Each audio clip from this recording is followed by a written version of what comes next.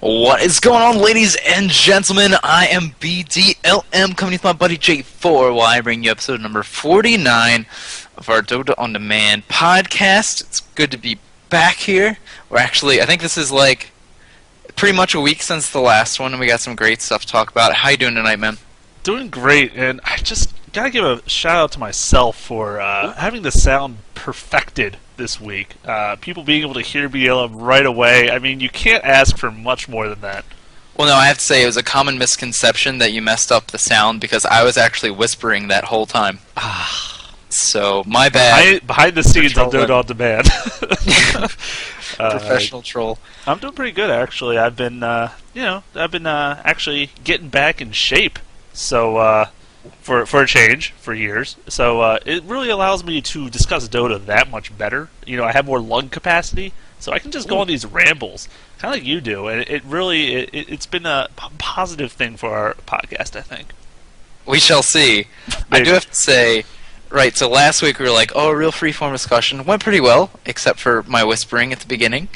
I tried to put so much work into researching and structuring this thing, and still we started 4 minutes late, and I'm just sitting here scrambling notes down on 8 sheets of paper, and so you'll have to forgive me if it gets a little off track or anything. Let me give the dialogue to all the viewers. So basically, 7:32.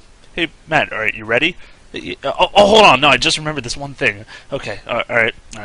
All right, I'm ready. All right, you ready? Oh no, hold on. Gotta get this last little thing in here. And yeah, that was about 3 minutes of that. So, yeah. But we're here now, right? So, you know, at the end of the day, that's all that matters. And for a podcast, they're gonna listen anyways later. So it's not like promptness for a podcast. I feel like you can have some wiggle room. You know what I mean? That's true. It is nice to be prompt, but you know, I just wanted to make sure that I had all the information available to me to give the best possible, you know, anecdotes or thoughts on the game. But I also have to apologize because I did mention this week that I'm like, oh, tune in next week because I'm going to tell you about how I discovered it's really good to watch games and stuff like that.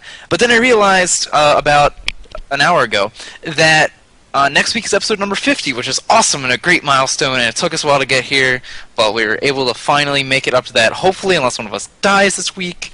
Fingers crossed. We will be able to make it to 50, and that's actually going to be, I think, a really great time to talk about, you know, how we're learning Dota and stuff, and I was supposed to give a shout-out to my buddy, Shot Davis, who's been trying to learn how to play Dota. I'm like, oh, dude, I'm going to name drop because we're going to be talking about learning Dota. So that'll have to be next week. But for this week, we do have one game in particular that I wanted to talk about, and I also, being awesome and amazing, accidentally bought 2 tickets to the We Play Dota 2 tournament ticket. So we're going to be giving one of those away next week if anybody wants to, like, put their 2 cents in about us hitting 50 episodes or anything, and you want to leave your Steam name on our Facebook. I'll be sure to try. And maybe you'll be that lucky guy that wins the ticket. Or girl. Hey, no. Or girl. You never know. It could happen. We can dream. Yeah. Anyway, let's. I know I've been talking forever. Let's talk about this ticket. This game. Pardon me. No Tidehunter versus Roxkiss. It was played on April 15th, actually, as part of the We Play Dota tournament, and it was a game that I really wanted to talk about because it had a lot of really interesting things in it as far as the drafts. IO was actually a really big part of that game, or Wisp. And Witch Doctor was a really interesting pickup as well that actually came out of that game. Yeah, and I do want to... First of all, it's still fresh and kind of hard for us to, or at least for me, to call No Tidehunter Alliance now. It's just like... It's such a transition. It was like when Team Monkey, if you remember back in the day, got picked up by SK Gaming, and it was like, they're Monkey. It's like, you can't go from a Monkey to like a professional sponsorship. It's just such a strange occurrence. But maybe now they're allowed to pick up Tidehunter occasionally because now they're not called No Tidehunter. So maybe we know there is a team, a Western team known as Only Tidehunter, I believe it is. So Tidehunter getting some love out there. Yeah. Wow, that's wonderful. He might be in the We Play Dota 2 tournament, I think. So maybe. Well, I remember there was Pot and Bottom, of course, and then there was Quap Top. and there was variations of that as well. So, people are definitely creative, needless to say. But before we jump into those picks, I want to jump into these bans because I have some WTF questions about those that hopefully you can maybe give a little insight about. First of all, I know you can. We talked about last week, Lone Druid. I can see he was one of the top bans here from Rock's Kiss. Also, by the way, for people who don't know, where did Rock's Kiss come from? Didn't they just pop up overnight in the scene? I feel like they've been really good of late, and sort of like, oh yeah, these guys, whoops. I mean, they do have a handful of players that I feel like I'm vaguely familiar with, like Yol being one of them, Dread. So there are a couple of names that are fairly familiar, but yeah, I feel like they've been performing really well of late. So yeah, it's really nice to see like a new team up on sort of the front page, Yeah, exactly. That's what I mean, and it's obviously it is a Russian team. The Yol, you reminded me, Dread. I think those are probably the most common names from Westerners, at least. For the Eastern team, I'm sure they know all these people, of course. But yeah, they did. I believe it was in March is when they officially got their 5-man roster. So it's pretty new still as this team, but God, yeah, they've been really doing well. I think surprising a lot of people, especially in another tournament. But let's go. Okay, we can go focus back on, I guess, this game for now. I know I jump around too much, and I have to apologize for that. But back to the bans. Ricky, that's the one that really. I mean, maybe they heard me last week, even though this game was played, I think, before that. And why was he banned out there? Well, I think this is one of the things I really wanted to bring up, and we also had somebody who was really awesome last week after our episode, gave us a lot of really great things to talk about, and just to say, John West, yes, that's what it was. Nice enough to drop by the Facebook and leave us a lot of things, and he wanted to hear us talk about. One of them was like hero combinations, and this is really, I think, smart drafting on the part of Alliance. They pick up that IO very first pick, and that's something that we've seen. I think the first time I saw IO become really that just central picker ban was with Puppy from Na'Vi. It seemed like right around the time of whatever tournament it was. I think it was DreamHack, the last DreamHack tournament. When Puppy got interviewed afterwards, he was pretty much just like, yeah, we practiced for 2 days and we won, LOL. He either picked IO first, if he had first pick, or he banned him every single game for a while. And that was just the way it was. And I think this is part of the reason, because IO is so disruptive, because he has that, you have the wombo combo type style picks you can have. You can have the IO CK, you can have IO Sven. Just being able to teleport people around, it's great and whatever, but the threat of that is so strong that you can force teams to do what Roxkiss did right here. First pick, IO. What do they do immediately after in their second pick? Roxkiss, crap, we have to pick CK. We didn't ban him out. We don't want to fight it. So we pick up CK. That's cool. But Alliance don't do anything to show what they're planning on doing with the Wisp or the IO. And so everything Roxkiss wind up banning out in the second phase are things that go with IO. So it's the Riki, who's fantastic to go with the IO. If you want a great pub stomp, that's fantastic, because you blink behind somebody with Riki, you're immediately going to tether stun them. They're sitting there in the smoke. You get some extra auto attacks with Wisp. I believe Tiny and Sven were the other two bans in the second stage. And when you look at what Alliance did, they just banned out staple supports, because they're like, okay, well now we're playing against CK, we're just going to try and tear his lane down. And I think that's really part of where the game may have started to go bad for Roxkiss. Yeah, that's definitely a good point. It's also interesting that Batrider getting through the bans, in my opinion. I mean, it's not like he's gotten any changes to make him any weaker or anything, so the fact that, Alliance was okay with him getting picked up because they were so sure of their game plan to get that Wisp, that IO, that they were like, we're comfortable letting them have Batrider. That to me is a sign of strength, and that's a good thing too. When when we were starting to allow these, what we thought were OP heroes, auto bans, getting through and seeing teams, kind of like the Naga Siren days too. Like if teams like Na'Vi, for example, they were one of the first that were like, that's okay, we have a plan. And Batrider wasn't enough disruption to overcome their own lineup. So, I'm glad. And Nyx. Frankly, they got Batrider and Nyx in their first 3 picks. I mean, that's pretty crazy to think that they were allowed to do such a thing. Yeah, I mean, I think like this game has a lot of interesting things to it. I think if you go back and you watch it really closely, you can see that there are a lot of places where each team really sort of had some shortcomings and, oh, they could have done this better. So is it the best executed technical game? No, but one of the other things that the IO provoked out of Roxkiss was the Witch Doctor, and Gods actually brought it up that it's potentially, I believe it was Gods or Luminous who were casting. It's a great combination because you're going to tether to somebody. That's kind of what IO does. So they're going to be 2 people together. And you can see actually IO gave up First Blood. And part of it wasn't really what sealed his fate, but you saw, oh crap, I'm under attack. I need to tether to somebody really quick as Cast comes out.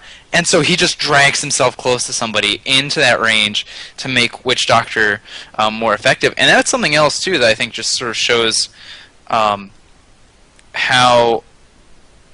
it's interesting that they were able to do so well, because not only do they give up First Blood, they give it up to Witch Doctor, but they also give up the second kill, which was also the IO.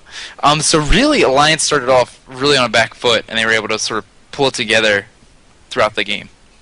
Yeah, I mean, I remember they had some issues kind of with their laning phase. Wasn't it? It was, I believe, it was the Puck Wisp bottom. Isn't that what they decided to run in their comp? Because they had the Dragon Knight mid. Loda was Dragon Knight mid. They had Aki, of course, the Chen in the jungle, and then the Admiral Bulldog going that clock top. So, kind of interesting that they don't have this hard farmer in the short lane. They have a Puck Wisp combo, of all things.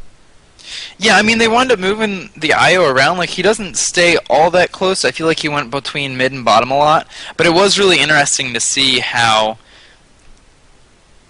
IO didn't necessarily... He realized that he didn't have to be there, because obviously Puck is a hero that is fine, like in the solo, because there's so many escape mechanisms.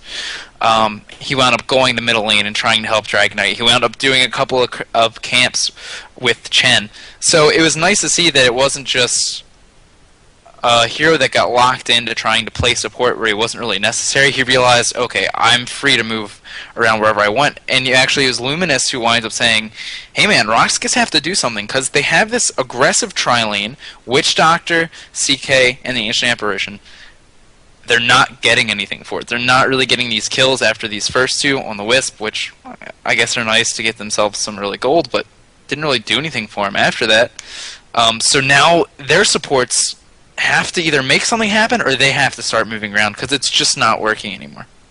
Yeah, the aggressive tri-lane, obviously you need to do a lot of work with that. And while they did get the first couple kills, which is really good, obviously, yeah, you have to put pressure on the lanes. And if you aren't, if the supports aren't doing enough at that point, that's when you like you said, you have to be maybe moving around the map, roaming, doing smoke gangs, something to disrupt the team otherwise, because I believe Aki still had actually a great start, got his levels up pretty quick because he wasn't too disturbed. I mean, he was kind of involved in it, but they were more focused on the lane in general, and that's a pretty nasty tri-lane. I mean, Chaos Knight in a tri-lane, of course, is just wonderful for his Reality Rift and his stun, and then put a Witch Doctor on top of that with the AA, and he was going to Icy Touch. He did get it level 1, which you'll see very commonly now. It's so funny how maybe 10 episodes ago we discussed AA, and I just like shook my head back then and was like, when are people ever going to put points in this spell? It's so awful, you know? And I just, look at it now, it's like his #1 prioritized spell because, well, if you can be with your teammates, because it's AoE, everyone gets the most damage. And then Witch Doctor, one of the highest base damages in the game at level 1, known for his evil harassment. Put Icy Touch on top of that. Who's going to take that kind of damage and not be like, oh, you hit me for 100 with one attack. Thanks. That's great. Yeah, I mean, I think that second kill on the IO was so fast. Like, it was like, what do you do against that? Like, you really don't know. And I think one of the other interesting things that wound up happening throughout the game was you saw that for Alliance, they prioritize getting items that increase their sustainability and their ability to push, even though it was kind of, I believe the total length of the game, including the draft, was like 50 minutes, so you figure 40 minutes for the actual game time. It wasn't like a quick push, it wasn't like an all-in, like we're just gonna go and no one's gonna stop us thing, but Io skips boots and goes for Earn, which is something that I don't know if I've paid attention, like, I've never been caught off by that, like, oh, wait, what? They got their Earn up already. Mech got completed really early, and it was something that really helped sustain them in the pushes. Obviously, that's something that Chen is particularly good at helping, but they really had this lineup that was really about drawing out team fights, about having a lot of team fight control, and being able to just, edge out the other team that way. Yeah, I was going to say, I look at this Alliance lineup, and it doesn't scream push to me. I mean, sure, Dragon Knight and Chen, obviously great for pushing. Both of them can do a ton of damage to towers and with their armies or whatever. And then Wisp, if he gets that overpower or whatever, and not overpower. What was it, overpower? You're the IO expert. It is overpower. Hey, there you go. But if you use that on the Dragon Knight, then he's obviously going to destroy that tower quickly. But then, yeah, Puck and Clockwork on top of that. It's like, yeah, those are not push heroes. However, it's good to not necessarily invest all 5 into push heroes, because once you get involved in team fights, you need to have that kind of either engagement or disengagement. And Puck and Clockwork, they're just brutally great at both of those roles, either getting that jump on the other team, keeping them in place, or disrupting them with the cogs or something. I mean, these are just really nasty heroes to fight against, so it really made a lot of sense when you put it all together. I gotta say too, I think like the last major thing that I thought was particularly interesting about this game, and might just be something to take away in general. I mean, Witch Doctor's been picked up before, normally with those like all-in heavy push lineups, because the regeneration aura that he can put out is so strong, even at level 1. At 12 and 6, Alliance up by 6 kills. Witch Doctor is 3 and 3, I believe. He's been a part of every single kill for his team. Obviously, he gets provoked in part because of that IO pick, but here's this hero that we sort of is out on the fringes. Like I said, he's made an appearance, didn't stick around for very long, winds up showing himself and makes some big plays in the game, makes a lot of big mistakes as well. I mean, that I believe the last major team fight by the Roche Pit, throws down an ultimate and it doesn't do anything. Like, it's not close enough to hit anyone. It's really just like unfortunate to watch. But we see this here that we never get to see, and God says it himself. They're going to lose whenever Witch Doctor isn't in the team fights. You look at the fights where Witch Doctor stays alive and he's able to get off a good cask and drop the ultimate. Most of the time, Roxas won those engagements. It's the times when he got picked off really early, or that time of the Roche Pit where his influence wasn't really felt, like that's where they wound up losing. So it's this hero that we never really get to see that is like crucial to the team fight success for Roxas, which I thought was neat. Oh my god. His ultimate does make or break team fights. Or, actually, all his spells, let's be honest, really, except for the restoration, like the cask, like you said, if you place that right, get it, especially between 2 heroes, they are CC'd for a very long time. Get a maledict on a couple people, over time you're going to just destroy them if you get some more damage out. And of course, the ultimate, the ward, where now I'm going to have to break it out. I can no longer think of that ability without thinking of Skrillex's song, the Reptile theme. You've heard it because you've seen a YouTube video, at least one, of Witch Doctor channeling his ult and the zooming in, zooming out. I'm just like, that's the only reason I want to play the hero, just so I can have one of those moments. I've never successfully done it, by the way. I've never been able to channel one of these amazing ults that just wipes the floor, but it has the potential. It really does. That and, Crystal Maiden ult, pretty similar in that regard, you might say, but, or maybe you wouldn't, but you wouldn't, I know that, but yeah, but I definitely agree. He's kind of like that, not the underdog, but the guy that really takes you by surprise if you don't put some attention on him. Yeah, and I mean, I just think it's really neat to see. I mean, I know I just said it, but this hero that's sort of on the outskirts gets sort of a little bit of spotlight, and you see like, wow, yeah, I remember now, like, this dude's good. And I know that I have a problem a lot personally, and it's something I'm trying to get over, where once you start watching a lot of professional games, you go, no, this isn't good because it doesn't get done professionally. No, this is a crappy hero. You don't do this. And maybe you can say most of the time, sometimes that's right. But then you also have these great situations where you could see these heroes randomly come in. It's like, yeah, I guess I can't really, yell at this guy who picked Witch Doctor and AP because, it's a great hero. It's really just a matter of how well you play him. And also, John, the commenter on our Facebook, he was like, it'd be cool if you guys got to talk about some great hero combinations or even just some fun pub ones. The IO-DK is really great, and I think it's something that God's mentioned. DK in Dota 1, it started to become popular to get a Shadow Blade on him. I believe the last WCG, that was the thing that they talked about a lot, because you just get to surprise, stun, drop some big hits on somebody right away. You get the movement speed to help you get around faster, and of course damage, attack speed, it's all great. Because of the IO, you don't really need that. Dragon Knight is this hero that can just run up and stun somebody. If you go with the dragon form, he gets the range stun. He's already got increased movement speed, so you can get around the other side of the person and get the tether stun.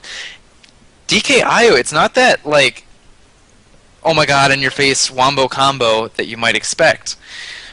But it certainly proves to be potent. And if you want some other fun ones, I think Skeleton King IO, hilarious. Phantom Assassin is another one of those blink heroes that can take advantage of it. So there really are a lot of great things that you don't see a lot that are tons of fun. Ursa IO is the great one that I think actually has appeared competitively that is just way too much fun in pubs as well.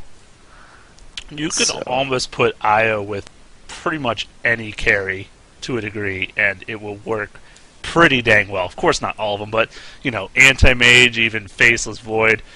Anyone that can move around quickly and get in that position for that tether to stun, like you said, and then of course overpowering to give the increased attack speed and whatnot. It makes for some good times in general, but a little unconventional. Me and Bonk, got to brush the shoulder off a little bit. We discovered the Beastmaster Zeus lane one time in our pub, and let's just say that was a devastating game. Kind of overpowered, if you will, how much damage we were putting out. I think so. It's definitely overpowered. There was no outplaying involved. It was just OP. It was just the combination of Wild Axes plus Chain Lightning. I don't understand how anyone can manage to deal with such harassment. It actually was. The harassment was pretty darn rude, to put it out there. But, yeah, maybe to be a little more serious, obviously, I'm not going to go into the ones that are obvious. Like, Chaos Knight goes so well with, Lena, Sand King, anyone with a good stun. About the Sand King Lesh, the Sand King Lena combinations. Basically, anyone that has a CC, throw them in with someone who either has a nice CC or someone that depends on placement, such as Kunkka or something. Kunkka Bane, if you didn't know about that one, that makes perfect sense. You get the Nightmare, lines up that ability perfectly to get the Torrent off, and you hit like a truck. So that's a fun combination if you haven't done that one yet. Yeah, and I think that's the other thing, too, that I thought was really interesting about it. I'm just going to hit the IO home because you gave me crap about it last week about me not being able to call metagame heroes, but you know what? I'll leave it alone. It's the last time. IO Relocate wasn't that devastating in this game. Like I said, I think when we see IO before and you clearly saw it from Roxkiss, that's what they saw in their heads, IO, CK's coming, we have to pick him because we don't want to have to be scared whenever there's less than 3 of us. So, Relocate really is a strong spell, but it's really the fact that spirits do a ton of damage if you can line them up to hit on everybody. It's the fact that you're speeding up people with tether and that you're reducing the damage that somebody takes and increasing the attack speed with overcharge. You can really take out the ultimate, as amazing as it is, and Wisp still has a great set of spells that make him ban-worthy.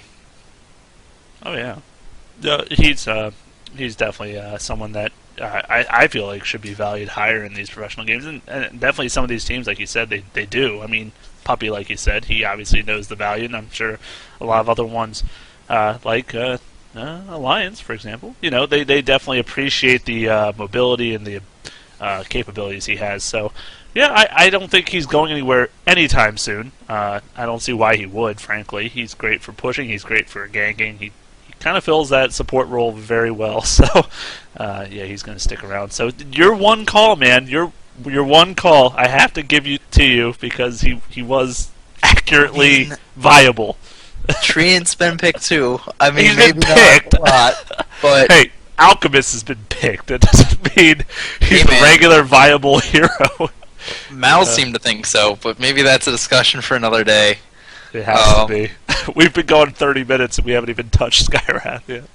Yeah, and I think Skywrath's going to be an interesting conversation because I get both. I mean, I think when most people think of Skywrath Mage, with any experience with him, obviously we didn't have much before this little patch.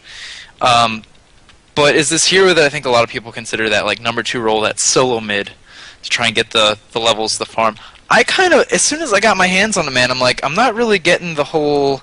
I mean, I get it. I understand why you'd want to run him as a 2, but I really like the way he functions as a support hero too, and I think he really fills a void that no other support can really fill right now. But maybe before we get into that, we should go ahead and roll over these spells. I know he's a hero that you've been waiting for a long time, so why don't you take us through him?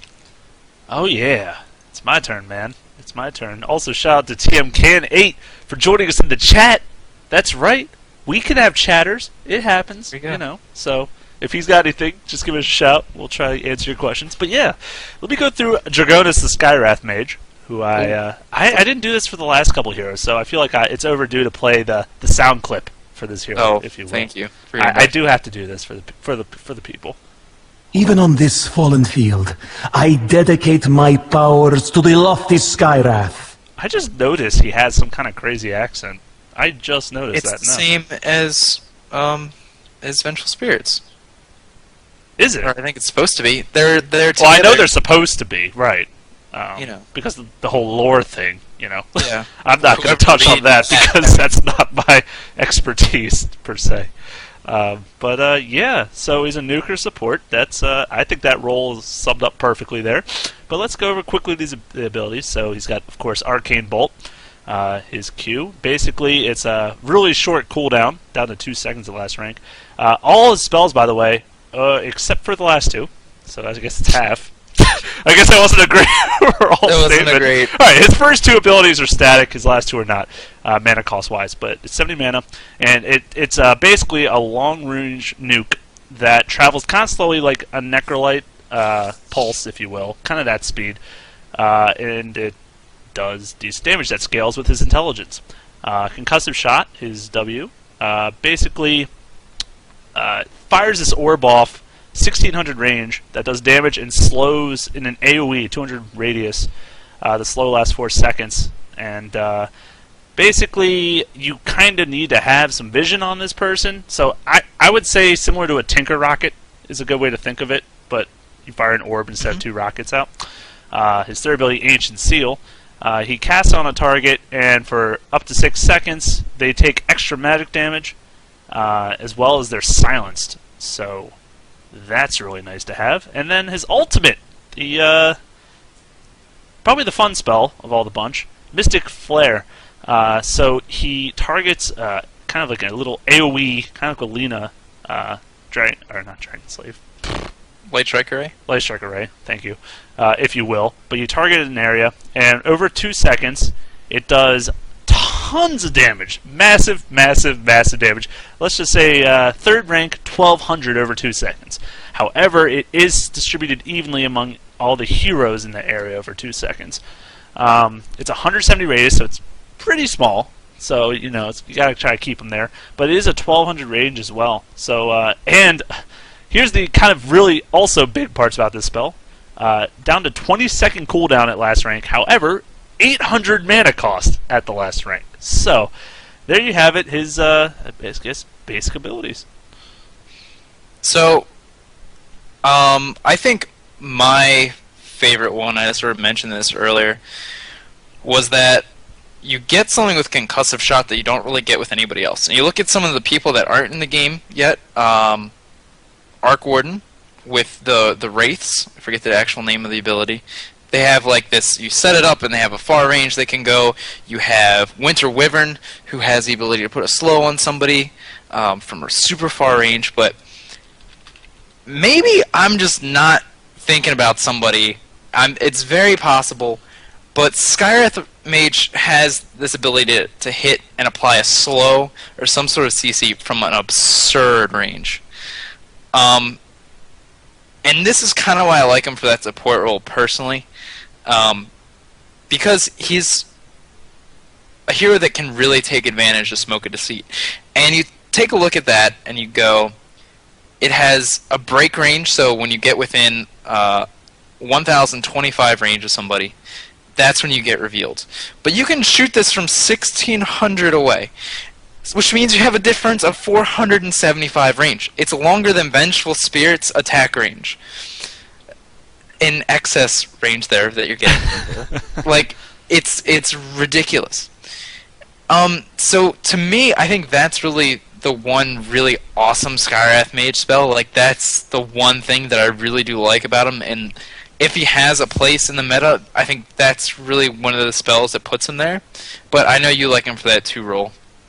I do indeed. I actually like him for both. The first time I played him was in that 4th spot, and just I didn't have a choice. You know, everyone else already picked. So I'm like, well, I guess I'll play him as a support. That's cool. And yeah, right away. I also didn't really know what I was doing, but oh my gosh, discovering the concussive shot and how well that works, like you said, it really is for the laning phase. Absolutely, his I guess his prominent feature. You know, getting that 40% slow on the first rank is he's already got his good CC right off the bat, and you know, the range doesn't scale or anything, so it's really far range, really good slow right off the start. So that's really great. And all you really need is Vision, so not too hard to do. His Arcane Bolt, of course, 800 range compared to a 600 auto attack. So, you know, like I said, at the end of the day, he's really got a nice range on pretty much all of his abilities. So he can try to fight from a distance, which he absolutely needs to, because his starting stats, 19 strength, 18 agility, and 27 intelligence, with a 3.2 intelligence gain per level. He's obviously stacking in, and that's going back to that Arcane Bolt I was saying. It scales 1.6 times based on your intelligence. So this is where comparing a 2 and a 4, kind of one of the features there. If you can build a lot of intelligence items, you're obviously going to be hitting a lot harder in the game. I actually did a little calculation while you were blabbing away one point in this cast, which happens often. It happens a lot. Of course. At level 25, if you just base intelligence is 166. I did that wrong. No, I didn't. That's great. No, I didn't do it wrong. 166 intelligence. Or did I do it wrong? I did it wrong. Hold on a second. 25. No, I did it. No. No, that's the bonus. Excuse me. That's the bonus you get from your intelligence. I knew that sounded too high. 76.8 plus your base of 27. 103.8 intelligence is what you have. Okay. Sorry, so I multiply it by 1.6, and you get 166 bonus, right? So add that to the base of 120. You're hitting for about 300 on your Arcane Bolt on a 2-second cooldown, 300 just from base. So if you had no items. Now, add items on top of that, you're going to start doing a lot more work. And obviously, he's kind of a sniper in that way. He's like an intelligence sniper, if you will. He needs to be in the back line, getting just tons of casts off the whole fight. One of the problems I can tell you I dealt with right away was I was against a Nyx assassin, and I was support granted, so I didn't have a ton of health. However, if you get targeted, and especially someone like Nyx or someone's really great engaging, you can get killed so easily. It's very, very simple to finish him off. His escape abilities are less than reputable, let's just say that. He just has a slow and a silence. So, pretty easy to pick off in that regard, and I can see kind of why you'd favor him in a 4 over a 2 then, because, you know, you stack all these items on someone and he can just get bursted down. That's kind of unfortunate. But I don't know. I'd like to see both options, see which he's used more commonly with. Now, In Dota 1, I don't believe he was in CM, correct? As far as we know. So, I don't know. I don't believe he was ever put into CM. It was recent. I do Or know was it it was recently done? Okay. Well, so therefore, at the end of the day, this is a relatively new hero. It was back in our Christmas episode a year ago or whatever. So as far as the Dota scene is concerned, he's still very fresh, and people are still learning things about him. So it's not like there's a lot of concrete evidence about how he should be played or anything, but there's definitely, you can kind of base it on the abilities and say this looks better than this, I guess. Yeah, I mean, I think it's interesting, like, looking at him from that support standpoint. Lena's one of those great heroes that gets used quite a bit, and obviously these heroes, I think they have some similarities in just the sense that they actually have the exact same int and the same int gain over time. And that's one of the things I really do like about Concussive Shot. It's something you can use multiple times, even at level 1, because it's relatively cheap, and because you're just going to be getting, because you have high int, and you're going to have high int gain. And then you also have, sort of that second form of, not crowd control, but kill potential in the Ancient Seal. Being able to get that silence and the magic damage amplification. And so I'm not really sure how I like how Skywrath really compares to some of the other really big supports right now. The Lena, the Bane, the Rubik. But honestly, when you look across everybody else's damage potential and their ability to crowd control, he really doesn't lack in any of these situations. I mean, he does lack a stun, which is unfortunate, but he does have the ability to put out that 40% slow and the magical damage amplification. Like I was saying earlier, I really do like him with the smoke. I think that's something that is going to be really strong if you look to play him even in the pub games. And this is actually something that I think is super important. I'll just say in his movement speed, which I want to talk about a little bit more in depth. He can move between the lanes so quickly that, and he has this 1600 range, that his area of influence is rather large compared to other supports. When you think about Crystal Maiden, who sort of fell out when she, or fell off the scene when she lost her first blood potential, when the duration of her slow was brought down from 5 seconds, you look at her and you go, this hero is crazy slow, and I love her to death, but like, if you don't get your boots up, what are you going to do? I mean, Skywrath Mage is here where you really can, I feel like, invest your time into trying to get kills around the map, and if you fail, yeah, that's unfortunate, but you're still going to be able to buy your items, look for levels where you can at a slower rate, but still be effective around the map.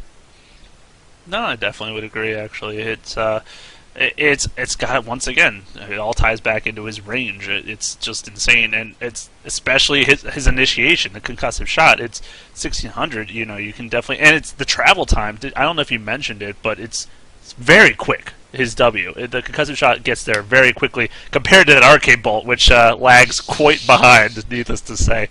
And actually, another annoying point, not to get too off topic, but against that Nyx, the arcade bolt, so easy for him to spike carapace against me, so very easy. It was very frustrating to go against that. So, number 2, I'm going to say the top 2 heroes I would never want to play against would be Nyx Assassin and Pugna. Pugna, of course, thanks to Tim Can in chat throwing that out there, but absolutely, Pugna has a field day with this hero, kind of similar to Lion with their ultimate mana cost.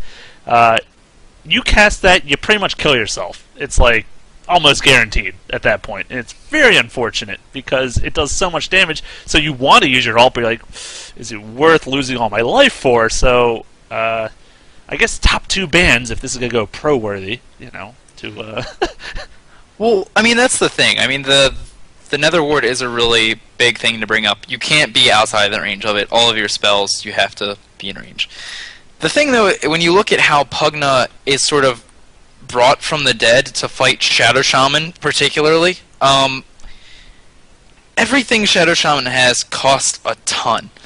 You use 2 or 3 abilities and you're dead, you've killed yourself. The one thing I do like about the Skywrath Mage is that if you are looking to play him in that sort of 4 or 5 role, the mana costs and your other stuff are actually pretty low. And I think that's something that if you happen to go up against one of these, like, arch nemesis and the Pugna that's going to stop you from casting Mystic Flare, you can at least have some influence on the team fight before you drop the ultimate, so you can wait, you can hold on to it, you can, okay, Pugna said, we killed another ward, drop the Mystic Flare, make it rain on them, and it's then you go about true. your business. It's like a rain animation almost. I didn't know what to expect either, because over 2 seconds can mean so many things. At one point, I believe the mechanic would be like, it would tick at 1 and then 2, but no, it's literally over the duration. It's like, I don't even know the increment. Point one. Is it 0.1? Yeah, there you go. So it's 20 ticks essentially of this really high damage move.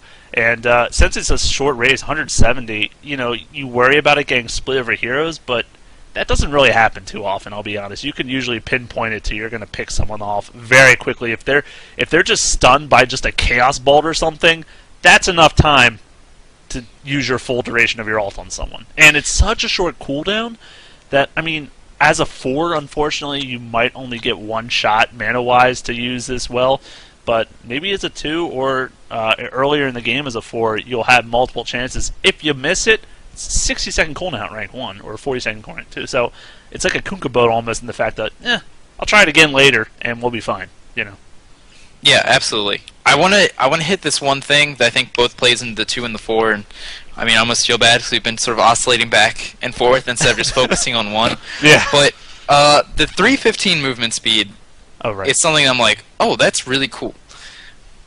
Until you really realize what that means, because you look across all of the heroes, and even you want to talk about creeps and hero units in Dota in general. So including heroes that aren't even in Dota 2 yet, there are 5 heroes faster.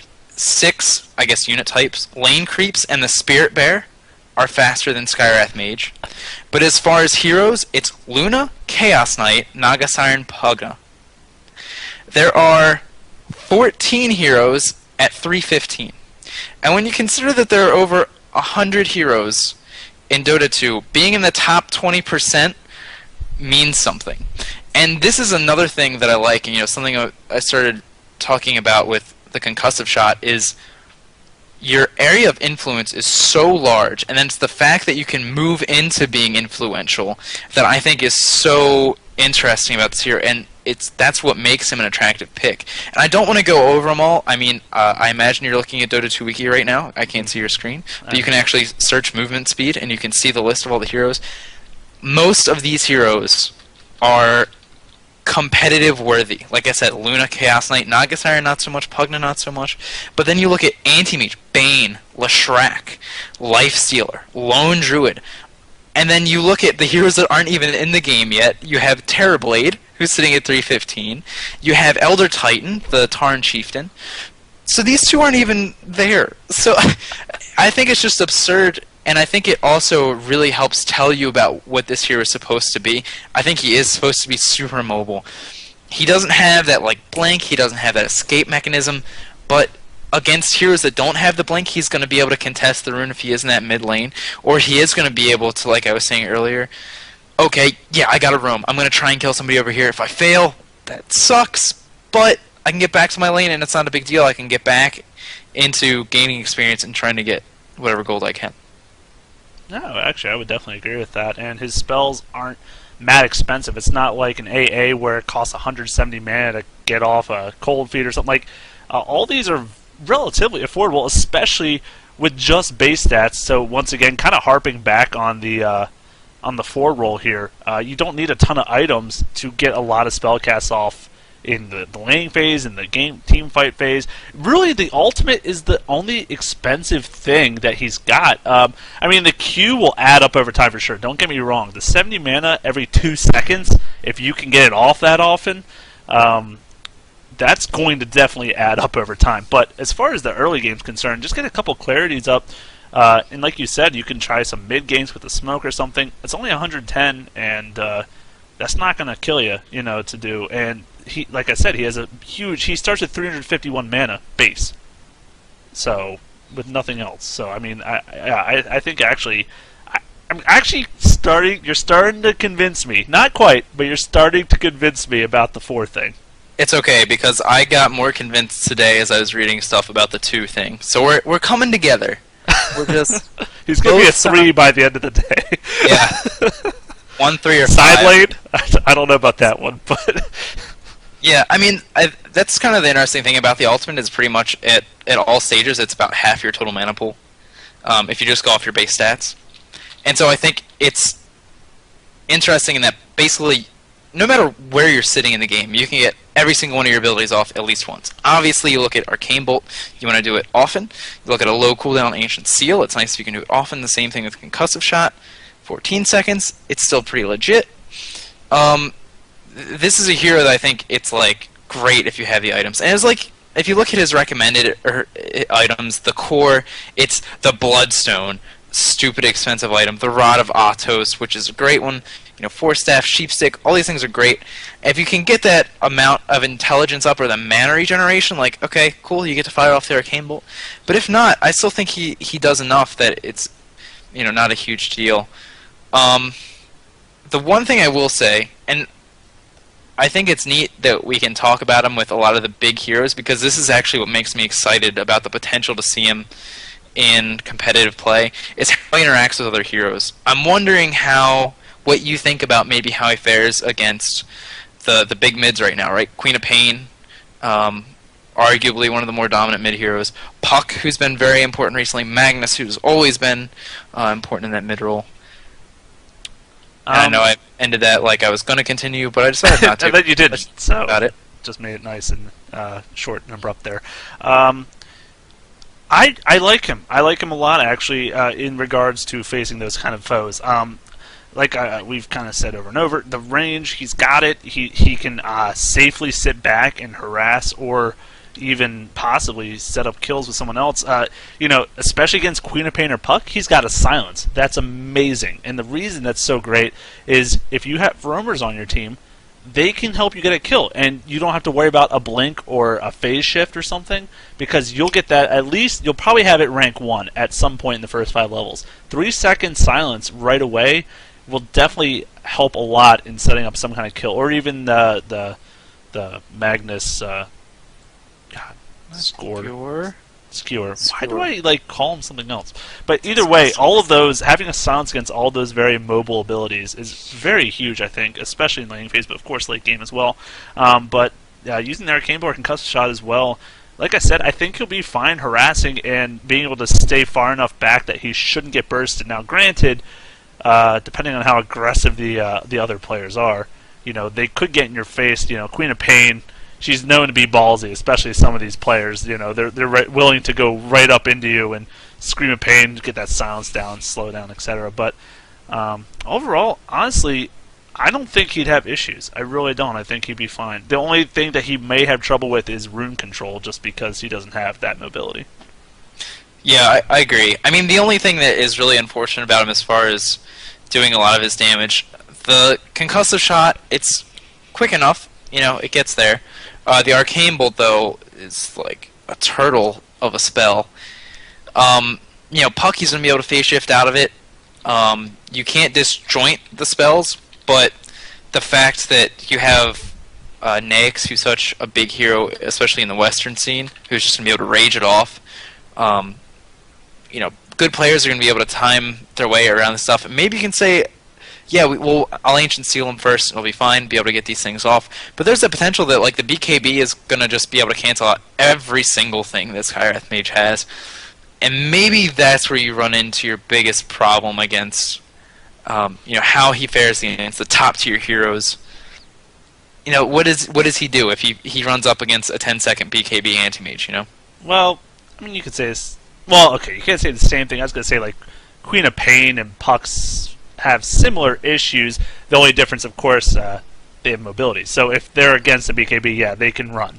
Whereas he can't. And this is actually, I'm not going to try to get in items quite yet, but this is where your item build makes a huge difference, if you're especially going to play him as a 2.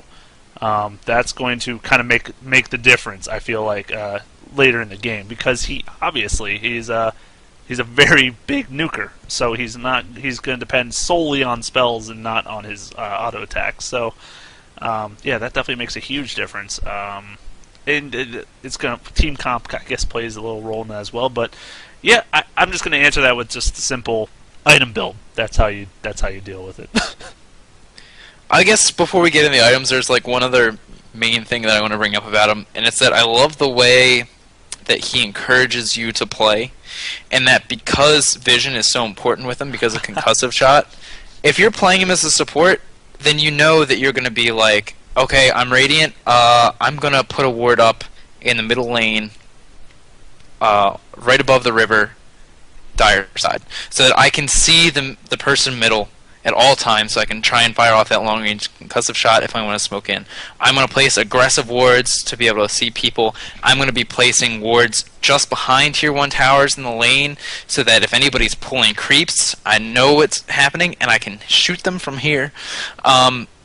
He really does influence you to think about sight, and makes you realize how important that is, even at the pub level, and especially too when you consider that if you're like a support player and you're playing against mid heroes that are going to be looking for the rune, you don't even have to wander off the lane very far. If you have vision of these runes, you can just get close enough and you can fire off that concussive shot, at least apply some harassment to them, if not be able to set up a gank on them because of that vision.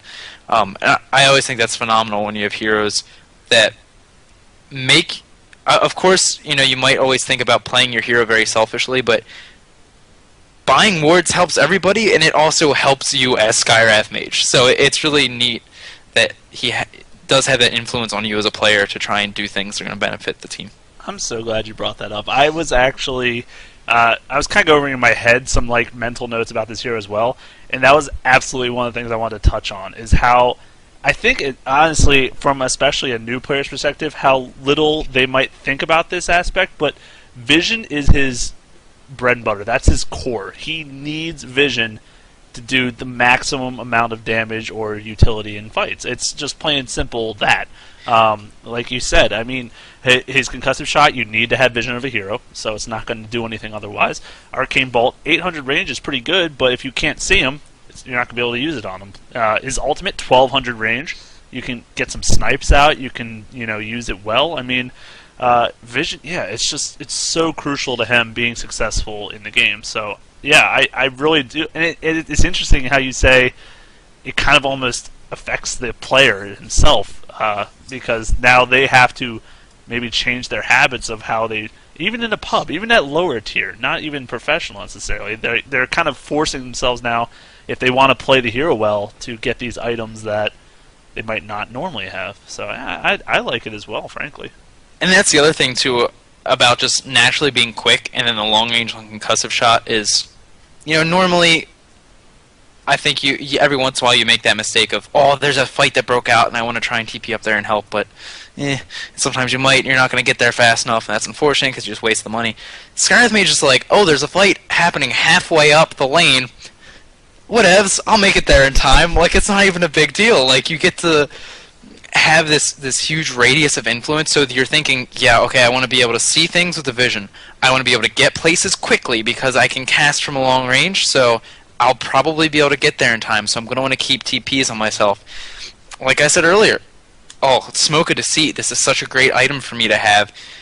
So you really start thinking about these small items that I think really make a big difference, especially as you're trying to come up in your skill level. Like, being able to utilize those well is super important, and actually utilizing them, things like Smoke of Deceit, which people don't use all that often, I think is really, really huge. So, let me tell you, I had a full cup of coffee before this thing, and I'm starting to realize the drawbacks, as I've had to pee for the last half hour. But we've only been going for like 50 minutes, dude. I mean, you can. I know. So we have a choice. We do. We break it up into 2 parts. No. Or you got about 10 minutes. 10 minutes? Maximum. How much coffee did you have? Enough. I had enough coffee. Jeez Louise. Well, I hope you close the door if you do that, because I don't want to hear 10 minutes straight of that. No. I was going to say you have 10 minutes to figure out the rest. Oh, I thought you said you were going to go for 10 minutes. No. I meant go is in the duration of the... So, I mean, there's still a lot I feel like I want to talk about, so maybe a lot to talk breaking about. it up isn't such a bad idea. If not, Then I'd have to You're on the learn some clock. voodoo magic to put them together for a podcast episode. I don't know if I have it in me to do that. You can't just have them as two separate things. 2 episodes? No, but you just part 1, part 2. Let's go to the chat. Tim Can. Oh my gosh! Since Tin you Can are, leads. you have the biggest decision resting on your shoulders tonight. Give us an answer. Would you rather be just 10 minutes more? I mean, worst case scenario, Craig, you don't get one. See, I said 10 minutes, and now it's feeling more like 5. So you gotta. Oh, God, the pressure's on. We should just do 2 parts. I mean, how much more do you really think we can go for?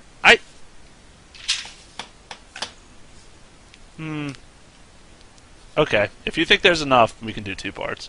Okay, I apologize in advance, and I've learned my coffee lesson for the day. So, tune in for very shortly the part 2 of this nice little Dota on a Man episode number 49, where we finish talking about Skywrath Mage and his items and all that fun stuff. And thank you all for understanding.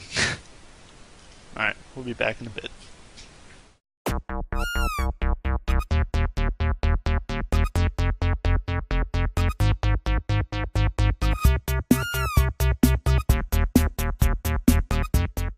Ladies and gentlemen, I am a much relieved BDLM coming to you with my much frustrated co-commentator J4Y. There's a little bit of a break in the podcast, and that's my bad, 100%.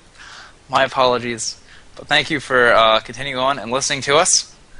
We were just about to get into a discussion about Skywrath Mage and his items, etc. And I guess since I'm a jerk, I guess I'll let you you go in with your 2 items. Oh, yes. Not literally 2 items, but as the 2 roll, well, maybe he only gets 2 items. I mean, that's a possibility. So, I have such a dilemma with this hero, item-wise. I go back and forth on this a lot. And maybe that's why you'll help me out here in this situation. Try. You know, well, I guess I'll start with some basics and just say, if you run 2, you're 95% of the time going to be mid. I don't know why I made that weird inflection, but he could be run short lane. We've seen Tinker do it. I mean, it could be done. You know, just saying. But mid, let's just say mid for the sake of argument. And it'd be nice if you could get a bottle. I'd like him with a bottle there. But Arcane Boots, I feel like a boot of choice on him in support, and mid, wherever. Arcane Boots. You need mana, let's be honest. As well as helping your team get mana back, it's just a great hero to get it on. I mean, yay? Yay. Yay, okay. That's a weird way to confirm. But as far as the rest of the items, now this is where my dilemma really steps in. You know, and I'm glad you talked about how like a 10-second BKB anti-mage coming along. I like to almost think of him as a silencer in that way. In the way that you're this int hero that you can definitely dish out a lot of damage in a team fight, but you struggle a lot with staying alive. So that's dilemma number 1. Dilemma number 2, you really want to stack intelligence to scale with your Q. It does give mana as well, which helps cast all your spells throughout the fight. That being said, you kind of harp back to well, a couple things there. One, if you stack all these int items, you're not going to have any survivability, because a lot of them don't have a ton of survivability. They have some strength, some of them, but not a lot. So you're kind of more going this big mana pool, big damage, but not necessarily big survivability. So as well as regeneration, it's not bad when you're stacking int, but you're not getting like just flat regeneration. You're not getting like a you know, something like a Yule's or something. So it definitely this is where I guess I start coming into issues with how I want to build this hero. Core-wise, I look at the recommended Bloodstone.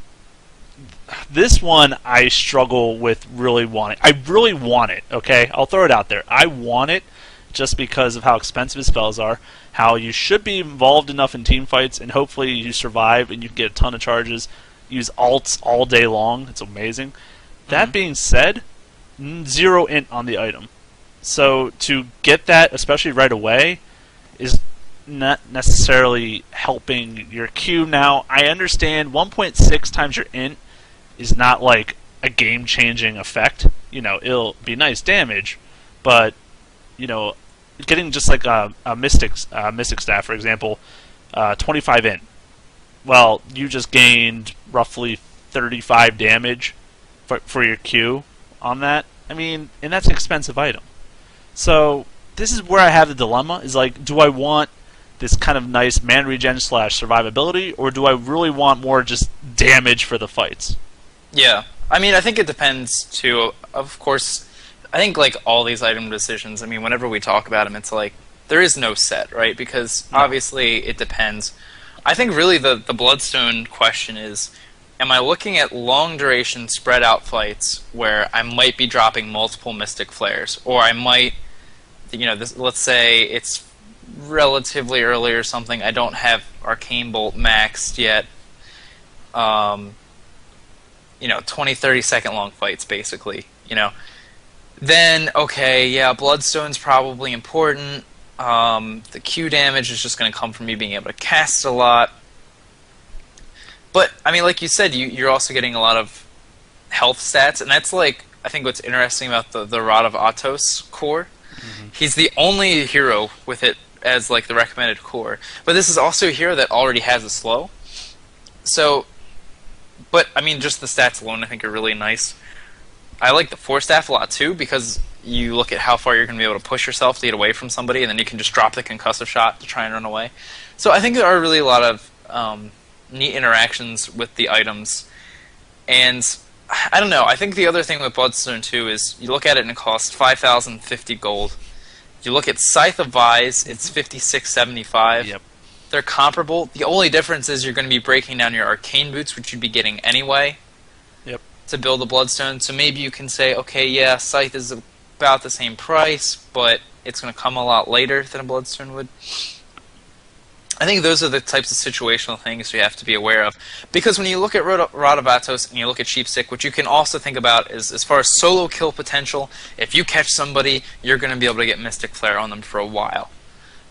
Whereas, just the 40% concussive slow might not be enough to make Mystic Flare dish out enough damage. So I think it really depends on, are you looking for the damage from Mystic Flare, or are you looking for the damage and being bursty with Arcane Bolt? See, I think you nailed it. I think it does come down to Mystic Flare and how long the fights are drawn out. I agree completely. I mean, Bloodstone is great, but in the sense that you only if you I really feel like you only really need that for multiple Mystic Flares. Beyond that, I don't honestly see why you would need to pick that up necessarily, because the other items in its place are all going to have intelligence on it, and it's going to be enough with your base int stats alone.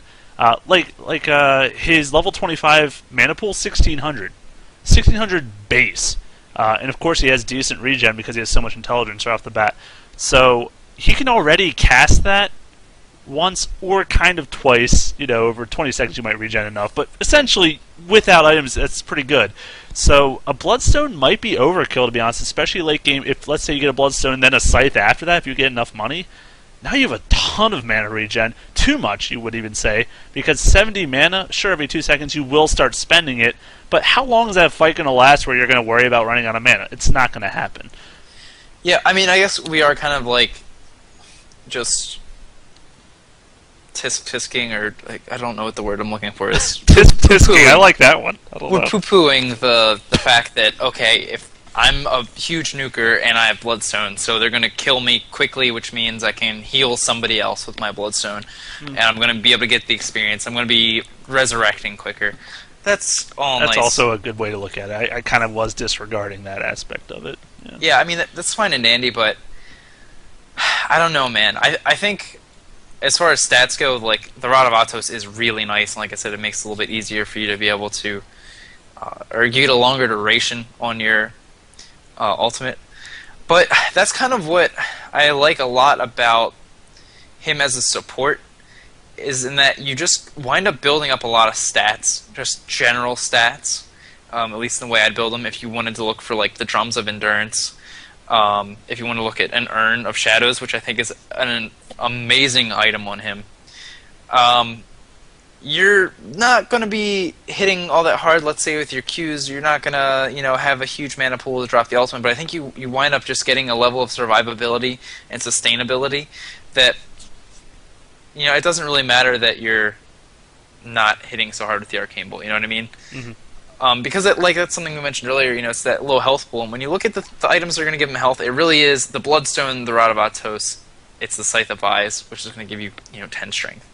Yeah, you can get the armor out of Shiva's Guard and whatnot. You can get the distance from Force Staff and a little bit health regeneration. But really, I think none of those items, or those items are all expensive, and being able to rely on those to give you some health is maybe, I don't know, dangerous to play. I like Skywrath Mage. I feel like is a hero that needs a lot of success to get up that health pool if he's going to be able to, be a real powerhouse later. Levels is his best friend. I think that's his best way to gain health, to get high levels, so he just gets it naturally. But Force Staff, I would probably build that every single game on him as a 2. I feel like I love that. I love having that escape potential.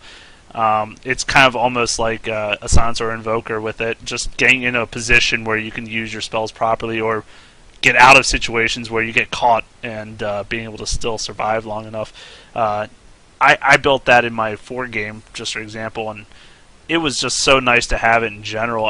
You can also use it on allies too. I mean, of course, we've talked about Force Staff a million times, so it's got many uses. But I would probably build that in almost every single game I play on him. But the question is, priority-wise, do I build it first or do I build it later? And another thing that I find interesting with Valve's recommendations is early game, it says Arcane Boots, right? Magic Stick, sure.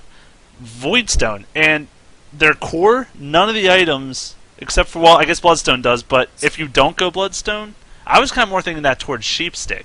Like, why would you get that so early? I feel like a bigger pool benefits you a lot more than mana regen at that point. Well, I also think there's a better item for that. Like I said, I really like the Inner Shadows because it's something that we didn't really mention in the first half when we were looking at the cooldowns and such of all of his spells and the relatively low mana cost. Is when you look at those games that Treant Protector did get picked, a lot of the times it was just the fact that he was able to give so much regeneration. As soon as the fight ended, they were back at it. It's sort of like the Chen thing and pairing with Io as well when we were talking about the Roxkiss versus Alliance, because we're gonna tie this whole thing together. It's that stayability in the team fight, and then what you can do after it that I think is so crucial. So, hey, instead of paying $875 to get just the Voidstone, why don't you spend that exact same $875 to get Earnest Shadows? It's still going to give you some mana regeneration. It's going to give you 6 strength. And it's going to give you the ability to heal outside of team fights. And when you're sitting around with an ultimate that's on 20-second cooldown, if your team is just set up to fight whenever everybody's up and running, I mean, you can keep that push alive. You don't have to stop. And I think that's something that's really interesting to consider on him. I like it on the 4 slot with him. Not as a 2. I would definitely consider it for a 4, though. I do actually like that idea. Now, I mean, the Urn, of course, it has a 950 range, so the only spell that you'd really be afraid of not being range is your ultimate, but you'll probably be in range of that hero. You're probably not using that max distance very often. So, yeah, I don't think you have to worry about getting charges up for that. And like you said, it gives you some nice base stats, some good survivability, and some mana pool on top of it. And that regen, it does have that regen built into it, so not too shabby. I like that for a 4. I would definitely consider that for a 4. But for the 2, I don't know. It definitely... All these items you can make a great argument for, that especially that's recommended or in general. I mean, the Yules, it's kind of along the lines of the Force Staff in the sense of survivability, in my opinion, just because, let's say that Anti-Mage blinks in with the BKB. Well, I'm going to use myself at least a few of these seconds. I'm safe from all damage. That's kind of nice. The Shivas gives you armors, like you were kind of saying. E-Blade! God, I couldn't wait to talk about this. It's going to happen now. It's going to happen. Let me first of all just give myself a round of applause here. A round of applause. Alright. What that round of applause is for was to relate into the episode where you, Bonk, and I had a discussion about this E-Blade change. And how I made the argument that Skywrath Mage would pick this up because he stacks so much int. and I think you were okay with it, but I think Bonk was just like so negative. Like, no, there's no way. It's agility. Who would ever get that? No. Yeah, Valve agrees. So first of all, what's up? All right. Second of all, the real logical part of it. Obviously, he is trying to stack int. So your main attribute, not only is your base int extremely high, now you're getting items that have it as well. So not only is your Q scaling, but now your E blade scaling, and obviously when you get when they use it on them, they take extra magic damage on top of, let's say you have an Ancient Seal on top of that. God knows how much. They're going to have no magic armor left by the end of this thing. And it's going to just do insane amount of damage if you can use it all together. But the other reason I like the E-Blade so much on him is it's another survivability tool, frankly, against auto-attackers. You know, you get that few seconds of being immune to physical, and that can definitely help a lot in a fight. So I love the item. Not nearly as a first or second item. That would be a third at the earliest for me, but still a great pickup. I mean, even just like the Ghost Scepter in general. I mean, exactly, it's such a fantastic item because you get great stats off of it, and the ability to escape some physical damage. So, I mean, just that is fantastic. And yeah, I mean, yeah, okay. I mean, it's like, I don't know. I feel like that's a weird one. Like, I still would rather have some other things than that, but at the end of the day, that is certainly an option if you really need to blow targets up quickly. That's a great option. Let's not be modest. Oh, it's a great option that I'm going to build with you guys in a pub, so it's definitely going to happen. I do also like the Dagon selection there. Obviously, another great choice. Not only does it give you the intelligence, but it also works well with your minus magic magic damage amplification. So another great tool there. And I think that's also something to bring up, and something I meant to, like I said in the infinite sea of my notes. You look at pucks who run middle, and it's like super common for them to pick up a null talisman just for the extra damage because they have kind of crappy animation, whatever, and the travel time of the projectile. I just kind of like the null talisman. Go from the early bottle into the null talisman. I think you're in a lot better position to make plays in the middle lane against a solo and just last hitting and getting yourself to a better position later. So I think like if I'm running that middle lane as too, I'm definitely looking to pick up that null talisman. Yeah, that makes sense. Honestly, you see Nyx's do it. Well, they obviously do it for their Dagon because that's like a core on him, whereas this hero's not as much. But yeah, no, I definitely could understand that as well. So all these items, like I said, it's one of these things where you have to know how the game's developing and what you're going to need to do. Are you going to need to survive more? All right, maybe Rod of Atos or Force Staff's going to be your kind of choice. Can you sit in the back? Does your team have so much engagement that you're going to be back there dishing out damage? Maybe go for something a little more risky. Get yourself a Scythe quickly or get yourself another kind of int-heavy item. Just let them stack up. I mean, it's really, like I said, it's going to depend a lot on your team comp and what you're up against at the end of the day. I mean, honestly, I'm thinking like Necrobook too, because that's another thing. If you're looking at this concussive shot because of the long range, and you compared it to the Tinker missile earlier, if you have the vision to be able to just shoot people from range, it's not a lot of damage, but it is a nice little bit of a siege slow. And when I was mentioning earlier, you have this ability to constantly be able to fight because of your low cooldowns, that being able to siege the base might be something you're really interested in this hero. So I think that's also another way to go. I mean, like you said, there are just so many different items. There really aren't a ton of like awful ones that aren't like butterfly. You know what I mean? I think of like the obvious caster inti health related items. There are some good ones. I think there's only Scotty, obviously. Of course, core. There's one thing that's sort of not about items that I wanted, or that's not about items you pick up, just about items in general. I think it's interesting too because I like to just keep going back to the 4 role, the support Skywrath. I think it's interesting that we've been talking about the long range and stuff, about all of his abilities and how, let's say you don't believe me that the fact that concussive shot range being large and the fact that he's naturally quick is enough to justify some sort of support potential. I think it's interesting when you look at the number of support heroes that invest in blink daggers as like first major items. It doesn't happen a ton, but blink daggers on Nyx assassins, so they can get in range for a good double stun or get into that perfect position for the double stun.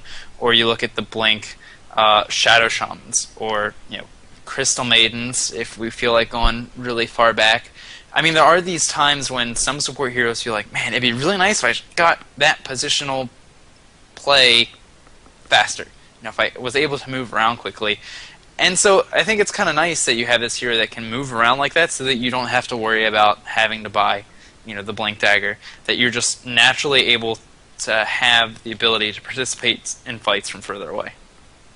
Very true. And if you do end up going a Force Staff, Force Staff is actually a really good item in general, so it's not even hard to get that mobility if you need it on top of your normal good range and movement speed. No, I agree with that. Yeah, if a blink dagger, I feel like would be pretty wasted on this hero, needless to say. But maybe, who knows? Maybe we'll be proven wrong by someone in the pro scene. You never know. It could happen.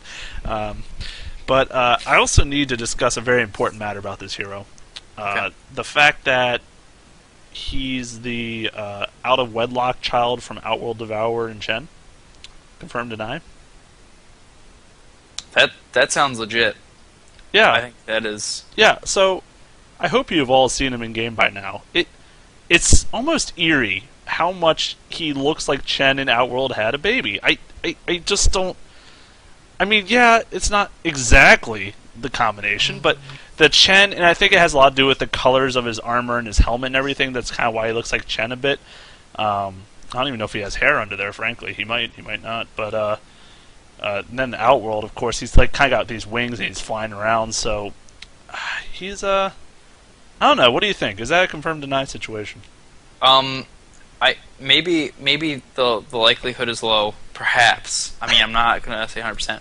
I would like to say though, Vengeful Spirit's looking a little rough in her post transformation, and he's still madly in love with her. So, you know what? Props to that guy for being able to still affectionately feel towards the Vengeful Spirit with the red glowy eyes and the gray hair. Bonk asks, quick, I need to know, can I carry with Skywrath Mage? If you, by carry, you mean do a lot of damage in a 2 roll? Yes. If you mean auto attack to win? Oh, should you pick him? Yes. You should add, everyone listening should play him a lot. They should play him a lot, take our advice, or not, but probably, and just, oh, we didn't even go over maxing abilities. We didn't. See, you thought there was not enough left to warrant. Well, we also... No, I love this hero. I mean, frankly... No, the fact is, I could have talked for the 2 minutes you went to go to the bathroom, but... That's okay. We'll not get into that. That's a personal matter. But, yes, to answer your question, Bonk, pick him and play him as a 2 and have fun. I think it's interesting because I actually, like I said, obviously a hero was coming for a long time. Like, we've seen a lot of work done to many a hero, so it's like, okay, still no hero in a patch, still no hero in a patch. It's coming soon. I expected to not like Skywrath Mage at all, and didn't care about Jay's feelings, and so was over preparing for stuff to monopolize, 40 minutes of the hour-long podcast. But upon playing him and really seeing that I do like his potential as a support, that I'm actually now very interested in him as well. So it's really kind of neat to see that. If you want to talk about the skilling, I think it's pretty legit. I've looked at a couple guides, and some of them like Arcane Bolt. I don't. The concussive shot, I can see arguing leveling up or not. I really think your money is going to go into leveling up Ancient Seal, maxing that one first, just to get the amplification up and the duration on the silence. Interesting. That's the one I didn't expect. Oh, so very interesting to hear that. Okay. Well, we're talking bang for our buck. I mean, this is kind of like talking about let's say Disruptor. Similar kind of idea where bang for your buck. Getting. Like that phrase? I like it a lot. Somebody keeps saying it. Bang for your buck. Wow, now I don't even know what I was. Oh, okay. God, it was just Well, I just Googled beg for your buck. That was not a good Google, by the way. For anyone wondering on the podcast, do not do that Google search. No, going with Glimpse, absolutely, you get the most out of it because of cooldown, all that crap, blah, blah, blah, blah. But Ancient Seal, I probably would agree with you. You get the extra duration, you get the extra magic damage amplification. I mean, you don't get cooldown reduction, which is the only unfortunate part. It does stay static at 11 there, and the mana goes up 10, which, okay, that doesn't really matter as much. But whereas you compare that to what you get out of the other abilities. Now, Concussive Shot, I would honestly say, is probably the weakest to level of the three right away. You get the 40% slow right off the bat. You get the 1600 range right off the bat. All you're gaining is 50 damage and 2 seconds off of cooldown each level, which isn't terrible. Obviously the damage, you're doing it for the cooldown more or less. I mean, the damage is a splash, so it could be good, but you're really just not worrying as much of that. The Arcane Bolt, on the other hand, and you gotta look at how much time you're losing. So 2 seconds off a 20-second cooldown is a 10th. 1 second off a 5-second is a 5th. So double, you're gaining double essentially the cooldown off by leveling up the Arcane Bolt over the Concussive Shot. Going down to 2 seconds with a static mana cost is pretty excellent. Even a support can afford to do that a lot in this fight just because of his base mana pool. And sure, you only gain 20 base damage, so you're really doing it for the cooldown at that point, not so much for the damage. But I would at this point now probably decide between Arcane Bolt and the Ancient Seal, depending on the lane I'm against. If a Silence is really important in my lane or early in the game, I'd probably go with the Seal. But otherwise, I'd probably go with the Arcane Bolt. I mean, yeah, the cooldowns, obviously, like you were saying, it scales better, or it's a higher percentage of the total. You're only getting that base increase of like 20 damage. I mean, I think it's, yeah, how much is the slow really going to help you? It's probably more of a situational thing about how you're going to have to level these up. You look at the mana cost for Arcane Bolt too, and it's like you can get 2 for the price of 1 Concussive Shot almost. I mean, the costs are so low to begin with that it's like almost negligible, I feel like, until you're dropping the ultimate, and then you go, okay, well now I got 300 mana left, what do I do with it? But I definitely think, as far as what you're going to be getting for your whole team with Ancient Seal, I think that's really where, at least I still think I would wind up putting the majority of my points, just because it's magical damage amplification for you as well as everybody else in your team. So and Skywrath is definitely a hero that I think is not about him. It's about how he can combine with other heroes to really be strong. See, here's the interesting thing. If you're doing a lot of that roaming ganking that you were talking about earlier, oh yeah, Seal is going to be your go-to ability. Just because not only are you silencing a mid who, more likely than not, is going to have, or Silence is going to screw them over for surviving the gank. And really, actually, that kind of makes me interested if he went something like that instead, just going like I feel like Concussive Shot level 1, 90% of the time, unless you're in the middle lane, is going to be what you get just for the slow gank ability. You know, I don't know why. Like Bolt, I would actually see Bolt in the middle as a 2, as level 1. But besides that, you'll probably get the Concussive Shot. But after that, Ancient Seal with Concussive Shot, Arcane Bolt at that point, you don't really need to level it as much. You probably do want to focus Arcane Seal. I don't know. What do you think about that as far as ganking? You think that's where it really comes strong into play? I mean, again, I think this is when you really start to look at how the other people on your team go. I think that all these abilities are really close, and I think, when you're talking about the disruptors, bang for his buck. Yes. God, I hate myself right now. What time is Glimpse really not the greatest thing? I think really you have to look at how your hero is combining. Because it's like, if we want to talk about IO again, it's like Tether's really strong, but there are going to be times where you're going to want the extra damage from Spirits more than you want the slightly longer stun duration. Mm-hmm. And, okay, do I need to have just that long-range initial hit to do something? Are we against like a Naix or somebody who's going to be able to stop me from getting my Arcane Bolts to do damage? Or is that just that first shot going to be more important? I don't know, and I think it's mostly up to the situation. That's kind of also like makes me think of Mirana leveling the arrow over the Starfall. Exact same thing. Like, am I going to invest all my things into that initial hit, or am I going to go for the possible more damage over a period of time in a fight? You know, so definitely a similar train of thought there. But yeah, I actually originally was thinking, I'm going to get 1 point Ancient Seal, leave it alone, don't even care. Because, you know, at the end of the day, if you're a nuker, you just want to do damage. And so you're like, ooh, my first ability is do damage. Let's put points in those and see what happens. But at the end, the third point's actually doing damage in a way because it's amplifying your damage. So, and everyone else's for that duration. So that's why it's so nice. And honestly, if you want to compare like the 50 damage increase against other ints, it's really not that much. Others will get, 60 or 70 damage in some situations. I'm just like looking at Lena. In particular, to see how that damage increases over time, and it's not even really a big deal getting the extra 50 when you're not getting anything for the damage. So, and I think just as far as it being not only just for you for ganking, it's also that team fight thing. Keeping an extra second of silence can be game breaking. 6 seconds is a pretty long time. I mean that's that can be devastating. So I don't know. It's a great thing. I still need to see a video of someone doing Ancient Seal on an E-bladed target and then dropping the Mystic Flare and then you get the power zoom that you get in that Witch Doctor video. Go! Just go over and over on him. on like a sniper or something of all heroes too. just to really mess with it. Someone we hate. I mean, what? Anyways, wow. So I don't know if we really missed anything here. I don't think there's much. Someone's going to go like, well, you forgot to mention his armor, which is really low.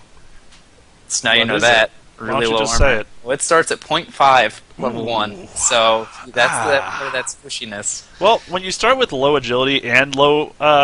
so he has 0.8 agility gain as well, so armor's not his forte. But this is the thing. He's a long-ranged hero, so hopefully he doesn't need it. That's the thing. I mean, if we feel like... I mean, this is part 2. If you want to talk about stuff, by all means. I mean, we might as well. It's almost like a whole other episode at this point, so I don't really even... It's still 49, though. This is not 50, so... I will say that some of us have job interviews tomorrow that they would like to prepare for, You didn't even tell me. Wow. See how much this is a priority, guys, over real life? This is... Yeah. You have to understand our commitment to this thing. You don't understand. The job is really important, but I mean, we're already in it. So, 2 things I think are really cool. One that I wrote down and meant to mention earlier is that IG got invited to the International 3. Yes. I'm excited, and if we want to tie the job in, now I'm wondering, I'm like hoping I have the vacation days for this. Because it'd be really sad if I didn't get to go. I'm not even going to think about it anymore because I really want to go. So obviously that stuff's starting to get off to a rolling start, putting the International 3 together. So hopefully all you guys can come hang out with us there. And the other thing too, which I think is pretty interesting, is the fact that we have 2 new heroes into the old Captain's mode. Yeah. You want to say them? Tusk, as well as the Drow Ranger. I'll be honest, Tusk, okay, cool. Drow Ranger I was actually expecting to have a little bit more work on, to be honest with you. But apparently, they're happy with it. Well, they did make that huge change to her ultimate, and I think that may have played a part into her balance, is why now they're maybe happy where her place is right now. And of course, all these heroes are always susceptible to buffs or nerfs. So I was gonna say debuffs, and I'm glad that I don't. She has a debuff, if we want to talk in those kind of terms. But anywho, yeah, that really kind of, it didn't surprise me too much, but I didn't expect them to be in quite this soon. So, I mean, Tusk is just... Let's just start with Tusk. We talked about him last episode for a little bit, but just trying to figure out where he fits in any kind of capacity in this scene. I mean, I know you've had some thoughts on it. You basically, believe your focal point was probably support if he's going to be used at all. Is that right? I mean, he benefits from the levels too. I mean, like I said, I'm almost afraid to talk about him a lot because I definitely see where his potential comes from, because it's the fact you have this super short cooldown ultimate shorter than the level 3 Skywrath ultimate, and that's 18 seconds. You get this potential for high damage because of the crit from that. You get the slow. You have the frozen sigil, so movement speed, attack speed slow. The snowball, it's good initiation. Ice shards, no, it's not real CC, but it does a lot of damage, and it's also relatively short cooldown. So, it's nice that he is now an option. I think my biggest thing right now is when you look at who are the big players right now. Puck, Magnus. You want to roll your whole team into me? Thanks. That's going to be awesome. So, I just wonder how he fits in with those type of heroes. I mean, Tusk versus Drow, he's just going to roll everybody into the silence, and that's just sad. See, this is the thing, and then we kind of say last episode, I'm like, you can't keep thinking of it like, first of all, it's like his whole team's with him, because that does not happen very often. It's usually, I was comparing it last episode to like a Nyx bomb, where you go in with maybe one hero, or usually, honestly, it's a lot of times by himself too, where he just kind of just initiates for his team, goes in, stuns someone, and then drops, all his stuff, his Walrus Punch, blammo, gets some nice damage going. And honestly, the middle, I could see like Sing Sing playing him or something, like just something out of the blue, like Shadowblade, Tusk, and just messing with people so bad.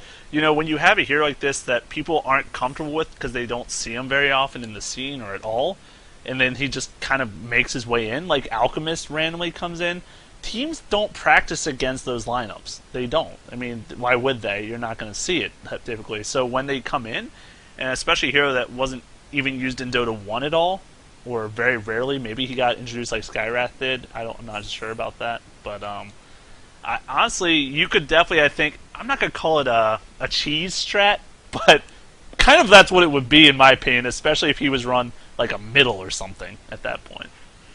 I mean, the other thing that I'm kind of weird about him, too, is it's almost like Riki, where Riki's still really strong competitively, but and I would say really strong in the pub scene, because people don't mass force stabs against heroes all that often. One of the problems with Tusk, or you could even maybe say two of the problems, is that neither of his quote-unquote CCs are dependable. Snowball, you don't necessarily make it to the target. So if you know who's getting snowballed and you have a force staff them away. They're fine. Or you have time to try and get them out. Or Surge with Darkseer, I think, is another like perfect example of a reasonable hero that has a rather perfect counter to a big part of what Tusk is. And you have Ice Shards again. You just jump over it.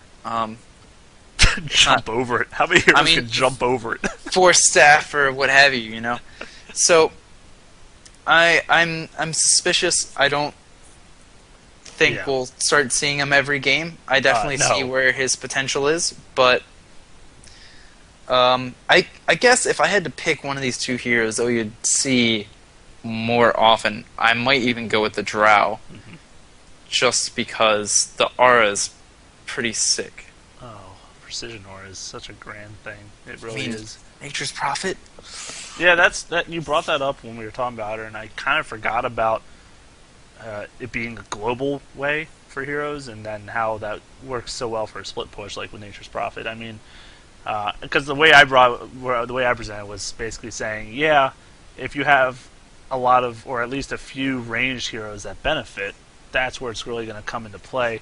And then Nature's Prophet that's like, that's a match made in heaven, in my opinion. Those two together, both do a ton of damage, hit really hard, and honestly, Nature's Prophet could even gank the lane and do very well there. So but aside from Nature's Prophet, just the hero alone, hits like a truck. That's her job. She hits like a truck. She does good damage. Has 625 attack range, which is pretty darn far, thankfully. Because if she didn't have that, she'd be pretty worthless. But, gaining that bonus agility, the only thing with her ultimate now is, like I think we said before, if there's any nearby enemies, the bonus is removed completely. So, that sucks. And it's not hard to get in her face. So. Yeah, again, skewer, blink, anything like that, and it's... But we'll see. I mean, I'm happy that these heroes are now in. It's like a lot with... I guess, Treant too, where it's like you have these heroes that you have to sort of massively change to try and get them to a good place, or at least with Drow, maybe not so much with Tusk, but it's nice that they're finally at a place where, you know, they're probably going to get tweaked or whatever to try and make them better or worse, but we at least now have these options, and it's going to be nice to at least have the potential for them to show up now. And, you know, when TI3 rolls around and it's nothing but Drow Tusk combos, new meta, No, we'll be gonna bored be with it like- by then. we're gonna- we'll be like, yeah. Tusk again? Come on, where's the Morphling pick, people? still can't joke about more. The day we beg for a Morphling pick is a cold day in hell. Yeah. Hopefully these Chinese... Well, honestly, I think the Chinese teams are starting to play a different kind of strat, too, recently, from what I've seen. I mean, they still like to hard farm. Every team does. But I feel like they're being more active recently, which is because they're kind of adapting to, especially the influx of these other teams. For example, you know, the LGD Int squad being over there doing their shenanigans, you know, making these active plays and moving around the map. Like, things like that. They'll still play their game that they play, but I sincerely hope that TI3 is not quite the boringness level of TI2 in the parts it was, you know. We can dream. China versus China. We will be there to see it with any luck. So, Yes. I think we gotta be... I mean, this is pretty... God, excessive. this was This is- definitely To make up for the weeks that we didn't do it, here's just... and we really only talked about like two things. I know. It was, There was a lot to discuss, I guess, and you know that's pretty great. And you still have. I already know we have future topics to discuss too. So that's what that makes me happy, frankly. again, thanks to Mr. John West for dropping us some information. To you know, another name drop, Shot Davis for being a noob at Dota and getting to, you know, be a part of the discussion next week. Also for next week. Or probably next week. It'll be our next episode. We're going to be, like I said, I'll be giving away the We Play Dota ticket because I'm a noob. So you guys can come by our Facebook, or you know what? I'll be nice. You can come by the YouTube too if you want to leave a comment and just be like, "Hey, I'd like that ticket." And also, here's something great to bring up during your episode number 50. And for our 50 episode birthday, I'll probably be giving out something else. Because it's our birthday, so we give you gifts. I don't know. We'll see. It'll be fantastic, though. So, yeah, thanks for tuning in, guys. Of course, you can find us on the Facebook Dota On Demand, the YouTube Dota On Demand, the Twitch Dota On Demand, and then, of course, for all you lovely people just listening to us via podcast, thanks again for tuning in. We will hopefully see you in the near future where we get to talk about some other fun Dota action. Go have fun playing the game, guys. We'll see you soon.